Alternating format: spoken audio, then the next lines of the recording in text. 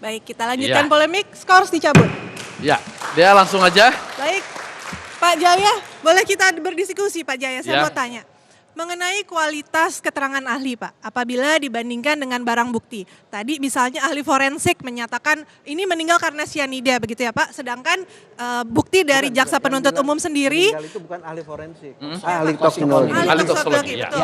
Ahli toksikologi memberikan kesaksian meninggal karena sianida. Sedangkan di dalam bukti yang diserahkan oleh jaksa penuntut umum sendiri ada dua hasil tes lab di situ Pak. Hari pertama negatif sianida, 3 hari kemudian 0,2. Saya mau tanya Pak, kualitas keterangan ahli apakah dia harus menerangkan bukti sesuai dengan bukti surat yang ada, apakah dia bisa mencari keahlian yang lain-lain bagaimana? Ini sebenarnya kalau keterangan ahli itu tidak harus dia itu pro ke si A atau ke B.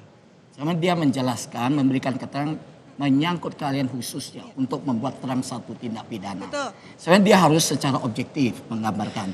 Nah, keterangan ahli yang dari JPU itu dasar dia dipanggil sebagai ahli itu, dia juga harus memberikan keterangan itu berdasarkan sumpah jabatannya sebagai ahli. Ya. Kedua itu baik itu di dalam surat maupun itu pro justisia sifatnya ya. Kemudian saya ingin sampaikan bahwa ahli JPU pasti ada perbedaan dan ahli dari PH.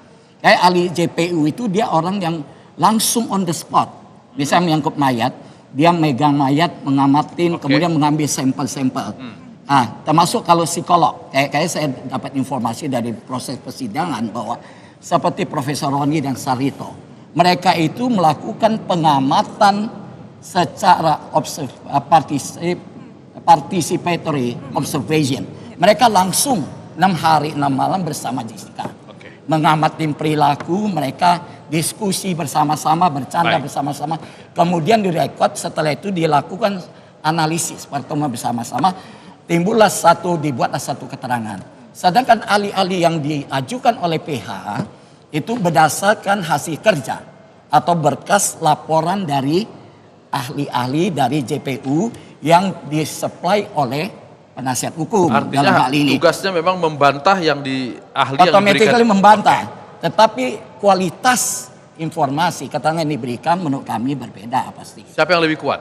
Lebih kuat menurut kami dari JPU. Karena dia pertama sifatnya itu berdasarkan sumpah jabatan, kedua pros justisia.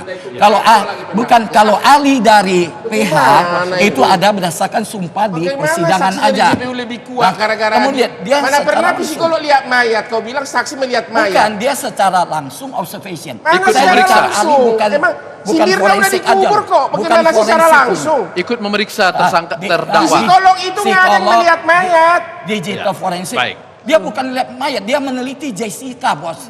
Psikolog, psikiatri, psikolog perilaku si Jessica. Dia Anda teliti. itu Kalau mengatakan psikiater, bahwa saksi ahli apakah JPU bisa lebih kuat ahli- itu total entah dari mana itu kau psikiater sekolah. Ini Gimana meneliti itu? apakah dia bisa dipertanggungjawabkan.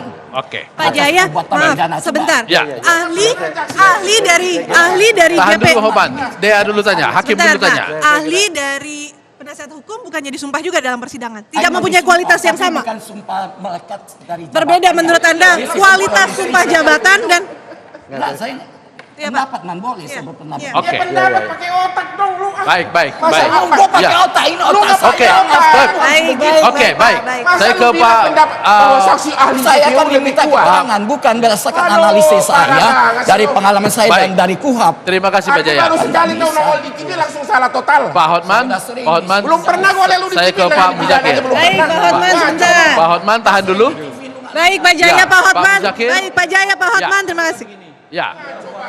Silakan Pak Muzakir langsung. Dalam KUHAP itu kan disebutkan ada saksi, kemudian ada surat, Ya. ada kemudian satunya lagi adalah Oke. keterangan Terima kasih, Pak. ahli. Baik, Pak. Ya. Nah keterangan ahli itu dibedakan jadi dua, Pak. Iya. Ahli yang bisa menjelaskan fakta yang diberikan kepada ahli, Ya. misalnya ahli yang terkait dengan forensik itu. Dia hanya disodori ini loh jenazah karena apa? Gitu aja, dia tidak boleh lebih dari ngomong jenazah itu.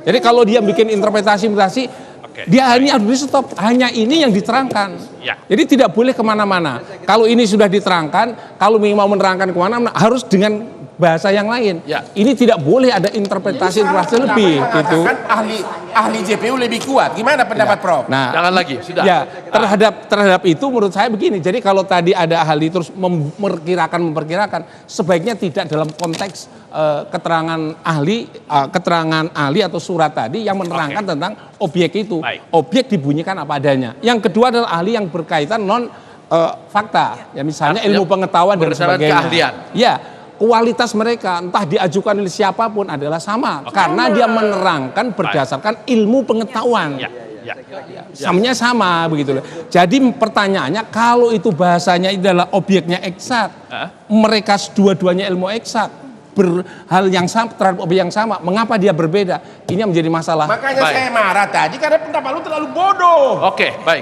Itu Saya ke bodoh Bang, banget, Bang, malu dong. Jadi ya, saya tahu ngomong Bang gitu. Edmond dulu, Bang Edwin. Ya, Jadi apa yang disampaikan oleh Profesor Mujagir tadi, Ya. yaitu memang sebenarnya. Jadi kualitas ahli, ya. baik yang Pihak diajukan oleh jaksa penuntut umum maupun oleh penasihat hukum, Ya. tentu karena dengan keilmuan yang sama, ya kualitasnya sama. Ada kapasitas di sana. Dan seharusnya majelis hakim pun mempertimbangkannya sama. Karena Nah, ini kan ya. untuk keseimbangan balance. Baik.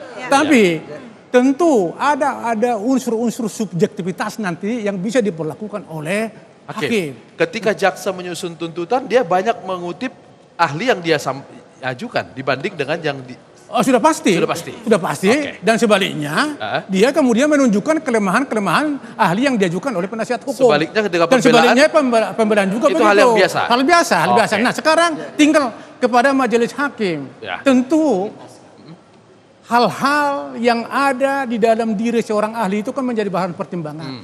Makanya ketika seorang ahli diperiksa, ditanya latar belakangnya, pendidikannya, pengalamannya. Ini nanti akan menjadi suatu pertimbangan buat majelis hakim untuk memperkirakan atau mengambil keputusan dari ahli yang sangat berbeda pendapat ini. Karena ini kutub utara dan kutub selatan.